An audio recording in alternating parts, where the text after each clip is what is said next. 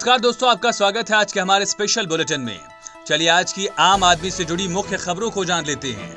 आज के हमारे स्पेशल बुलेटिन में हम ये समझेंगे कि यूपीआई ट्रांजैक्शन करने वालों को ये कौन सा बड़ा झटका लगा, कितने रुपए सस्ता होगा आलू, अगर सरकारी नौकरी चाहिए तो कौन सी आदत भूलनी होगी, केंद्र सरकार ने भारत के फुटवेयर कारोबार को कौन सी बड़ी राहत दी, कब होगा न्यू पार्लियामेंट हाउस का भूमि पूजन, सरकार की पीएम कुसुम योजना की गाइडलाइंस क्या हैं, फ्लिपकार्ट ने अपने 12,000 कर्मचारियों को कौन सा बड़ा तोहफा दिया, ऑनलाइन खेलों के विज्ञापन को लेकर सूचना और प्रसारण मंत्रालय ने कौन से दिशा निर्देश जारी किए हैं, और कोविड-19 का एक ऐसा ऐप है जो बताएगा फ्री कोरोना टेस्ट सेंटर के बारे में, और अमेज़न अपने कस्टमर्स के लिए ये कौन सा बम्पर ऑफर लेकर आया है। ऐसी ही तमाम आम आदमी से जुड़ी खबरें हम आपको हमारे स्पेशल बुलेटिन में बताएंगे, तो बने रहिए।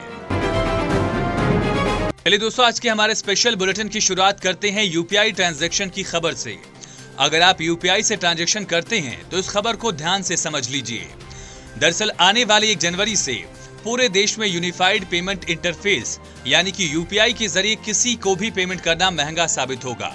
अगर कोई व्यक्ति थर्ड पार्टी एप्स का इस्तेमाल करता है तो इसके लिए यूजर्स को अतिरिक्त चार्ज देना होगा, और इसी के साथ national payment corporation of India यानी कि एनपीसीआई ने देश भर में नए साल पर थर्ड पार्टी ऐप के ऊपर 30% का कैप लगा दिया है।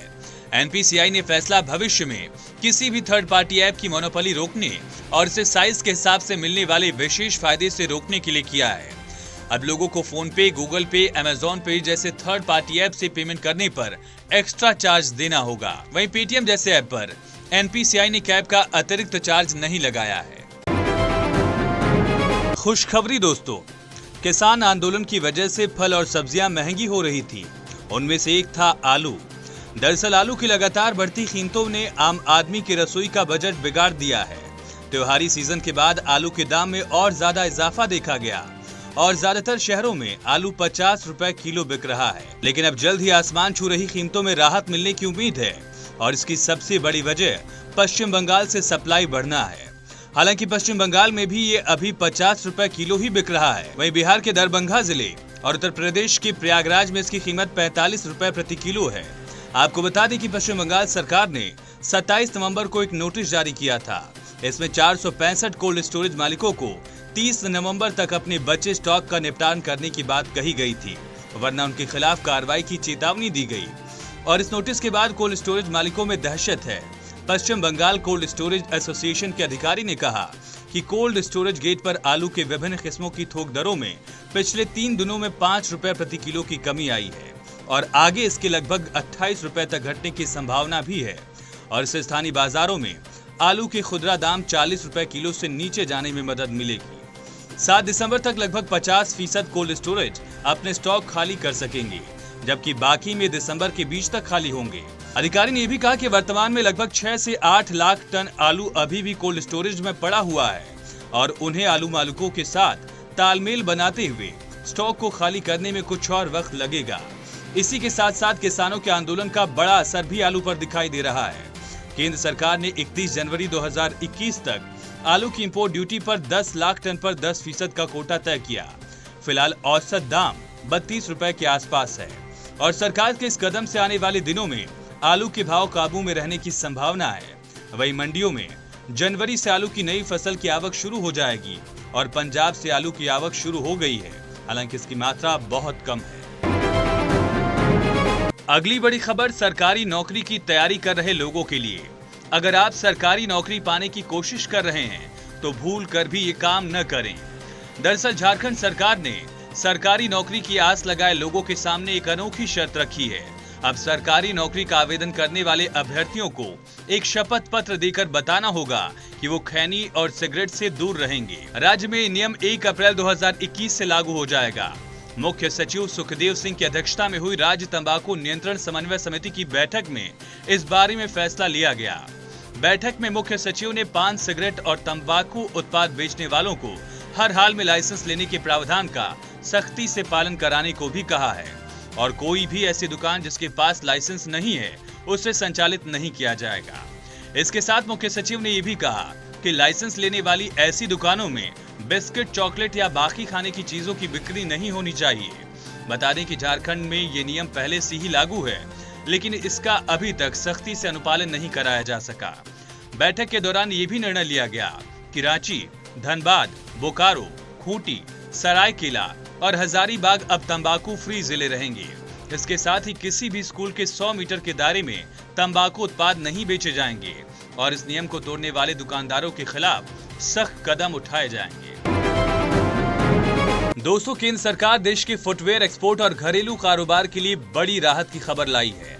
सरकार से मिली राहत के बाद अब फुटवेयर एक्सपोर्टर और घरेलू उत्पादन करने वालों को भारतीय मानक ब्यूरो यानी कि BIS के मानकों का पालन करने के लिए 6 महीने की और छूट दी गई है। केंद्र सरकार ने इसके संबंध में 3 संशोधित अधिसूचनाएं जारी की हैं। इसमें फुटवेयर व्यापार और उद्योग से संबंधित 3 महत्वपूर्ण अधिसूचनाएं शामिल हैं, जैसे कि personal protective equipment footwear order 2020, leather और अन्य मटेरियल से बने फुटवेयर ऑर्डर 2020 और रबर से बने फुटवेयर और सभी पॉलीमर सामग्री और उसके कलपुर्जे ऑर्डर 2020 इसमें शामिल हैं। नई अधिसूचनाओं के मुताबिक अब फुटवेयर व्यापार और उद्योग द्वारा BIS मानकों का पालन 1 जुलाई 2021 से किया जाएगा। भारत में अंग्रेजों के जमाने में बना संसद भवन अब पुराने जमाने की बात होने जा रही है। आपको बता दें कि फिलहाल संसद भवन की जो बिल्डिंग है उसके पास ही एक नया संसद भवन बनाया जा रहा है और इसके लिए 10 दिसंबर को भूमि पूजन किया जाएगा। स्पीकर ओम बिरला ने प्रधानमंत्री नरेंद्र मोदी के आवास पर पहुंचकर उन्हें भूमि पूजन कार्यक्रम में मुख्य अतिथि बनने के लिए आमंत्रित किया है। जानकारी के मुताबिक नया संसद भवन 21 महीने में बनकर तैयार हो जाएगा और देश की आजादी की 75वीं वर्षगांठ के मौके पर संसद का सत्र नए भवन में ही आयोजित होगा। नए भवन में संसद सदस्यों के लिए अलग अलग कार्यालय होंगे। इसके साथ सांसदों के लिए लाउंज, लाइब्रेरी, समिति कक्ष और भोजन कक्ष भी होंगे। सांसदों के लिए डिजिटल सुविधाएं भी उपलब्ध होंगी, जो संसद को पेपरलेस बनाने की दिशा में अग्रणी कदम साबित होंगी। इसके साथ नए संसद भवन में सभी मंत्री एक जगह बैठेंगे और आने जाने में लगने वाले वक्त और किराए की भी बचत होगी। लोकसभा और राज्यसभा कक्षों के अलावा नए भवन में एक भव्य संविधान कक्ष होगा, जिसमें भारत की लोकतांत्रिक विरासत दर्शाने के लिए बाकी चीजों के साथ संविधान की मूल प्रति, डिजिटल डिस्प्ले आदि होंगे। भारत यात्रा पर आने वाले विदेशी प्रतिनिधि मंडलों को इस हॉल में जाने की इजाजत होगी, जिससे वो संसदीय लोकतंत्र के रूप में भारत की यात्रा के बारे में जान सकेंगे। लोकसभा अध्यक्ष ओम बिरला के मुताबिक नए संसद भवन के निर्माण के दौरान इस बात का पूरा ख्याल रखा जाएगा कि वायु और ध्वनि प्रदूषण न हो। सेंट्रल विस्टा पुनर्विकास परियोजना के तहत एक नए त्रिकोणीय संसद भवन, एक संयुक्त केंद्रीय सचिवालय और राष्ट्रपति भवन से इंडिया गेट तक 3 किलोमीटर लंबे राजपथ के पुनर्निर्माण की परिकल्पना है। सरकार PM कुसुम योजना के तहत फीडर स्तर के सौर संयंत्र लगाने को लेकर राज्यों के साथ परामर्श के बाद गाइडलाइंस लेकर आई है। आपको बता दें कि सरकार ने फरवरी 2019 में प्रधानमंत्री किसान ऊर्जा सुरक्षा एवं उत्थान महाअभियान यानी कि PM कुसुम योजना शुरू करने की मंजूरी दी थी। इस योजना का मकसद किसानों को सौर ऊर्जा क्षमता विकसित कराकर उन्हें वित्तीय और जल सुरक्षा उपलब्ध करवाना है। इसके जरिए 2022 तक 25,750 मेगावाट बिजली उत्पादन क्षमता का लक्ष्य रखा गया। नवीन एवं नवीकरणीय ऊर्जा मंत्रालय ने एक बयान में कहा कि राज्यों के साथ हुई चर्चा के आधार पर PM कुसुम योजना के घटक C के तहत फीडर स्तर के सौर संयंत्र को भी शामिल करने का निर्णय लिया गया है और योजना के तहत 3 घटक हैं। घटक 1 में विकेंद्रित जमीन पर ग्रिड से जुड़ा नवीकरणीय ऊर्जा संयंत्र का लगाया जाना, घटक B में एकल आधार पर सौर बिजली चालित कृषि पंप और घटक C में कृषि पंपों के लिए ग्रिड कनेक्टेड संयंत्र का प्रावधान शामिल है। जानी मानी ई-कॉमर्स कंपनी फ्लिपकार्ट अपने कर्मचारियों के लिए एक बड़ा तोहफा लेकर आई है। दरअसल फ्लिपकार्ट ने अपने 12,000 कर्मचारियों के घर से काम करने की अवधि बढ़ा दी है और अब ये कर्मचारी 31 मई 2021 तक वर्क फ्रॉम होम पॉलिसी के तहत घर से काम करेंगे। वॉलमार्ट की स्वामित्व वाली इस फर्म ने मौजूदा स्थिति को देखते हुए फैसला लिया है। कुछ दिन पहले ही अमेजॉन ने भी अपने कर्मचारियों के लिए घर से काम करने की अवधि जून 2021 तक बढ़ा दी है और फ्लिपकार्ट ने उन टीम्स को ऑफिस बुलाने का काम जारी रखा है जिन्हें रोस्टर बेसिस पर पहले ही ऑफिस से काम करना पड़ रहा है। हालांकि बाकी सभी कर्मचारी घर से ही अपना काम करना जारी रखेंगे। कंपनी ने यह भी साफ किया कि ऑफिस आने वाले सभी कर्मचारियों को गाइडलाइंस और प्रोटोकॉल का पालन करना होगा। वर्क फ्रॉम होम को बढ़ावा देने के अलावा फ्लिपकार्ट ने कोविड केयर लीव्स भी पेश किया है। अगर कोई कर्मचारी कोविड-19 पॉजिटिव पाया जाता है तो उन्हें इसके तहत 28 दिनों की छुट्टी मिलेगी। ये छुट्टी पेड होगी, यानी कि कर्मचारियों की पेमेंट में कोई कटौती नहीं की जाएगी। अगर आप ऑनलाइन खेल खेलते हैं तो इस खबर को ध्यान से समझ लीजिए। दरअसल सूचना और प्रसारण मंत्रालय ने टीवी चैनल्स पर आने वाले ऑनलाइन गेमिंग और फैंटेसी स्पोर्ट्स के विज्ञापनों के लिए एडवाइजरी जारी की है। एडवाइजरी में विज्ञापन दाताओं को कहा गया है कि वो इस तरह के खेलों में वित्तीय जोखिम के डिस्क्लेमर को शामिल करें। इस डिस्क्लेमर में बताया जाए कि ऐसे खेल में वित्तीय जोखिम जुड़ा है और लोग अपने रिस्क पर ही इसमें हिस्सा लें। साथ ही ये भी बताया जाए कि 18 साल से कम उम्र के लोग ऐसे खेलों में भाग नहीं ले सकते और सरकार की ओर से जारी ये दिशा निर्देश 15 दिसंबर से प्रभावी होंगे। मंत्रालय की ओर से जारी दिशा निर्देश के मुताबिक जिन खेलों में रकम के खोने का खतरा होगा उसके लिए जारी विज्ञापन में लिखा होना चाहिए कि इस खेल में रकम के खोने का खतरा है और इससे नशे की लत लग सकती है, यानी कि खेल में भाग लेने वाले अपने रिस्क पर ही इसे खेलें। सभी निजी सैटेलाइट टीवी चैनलों के लिए जारी एडवाइजरी में मंत्रालय ने साफ कहा कि गेमिंग के किसी भी विज्ञापन में साफ निर्देश हों कि 18 साल से कम उम्र के लोगों के लिए नहीं है। मंत्रालय का ये भी कहना है कि इन खेलों के लिए जारी विज्ञापन या डिस्क्लेमर में रिस्क के बारे में डिस्प्ले पर कम से कम 20% जगह दी जानी चाहिए ताकि ये विज्ञापन देखने वाले लोगों को खेल के जुड़े जोखिमों की जानकारी आसानी से मिल सके। इस कोरोना काल में कोविड-19 टेस्ट कराना मुश्किल भरा काम है और ऐसे में लोगों की परेशानी दूर करने के लिए उत्तर प्रदेश के मुख्यमंत्री योगी आदित्यनाथ ने एक मोबाइल ऐप मेरा कोविड केंद्र लॉन्च किया है। स्मार्टफोन में गूगल प्ले स्टोर से ऐप डाउनलोड कर कोई भी व्यक्ति आसानी से जान सकेगा कि उसके घर के आसपास 5 किलोमीटर में फ्री में कोरोना टेस्ट करने वाले सेंटर कहां हैं और यही नहीं, जिले भर में कहां पर कोविड टेस्टिंग सेंटर है, मेरा कोविड केंद्र कहां पर है, इसका मैप भी मिल सकेगा। इस ऐप में कोविड सेंटर के लैब टेक्नीशियन और सेंटर इंचार्ज के नंबर खुलने बंद होने का समय भी उपलब्ध है।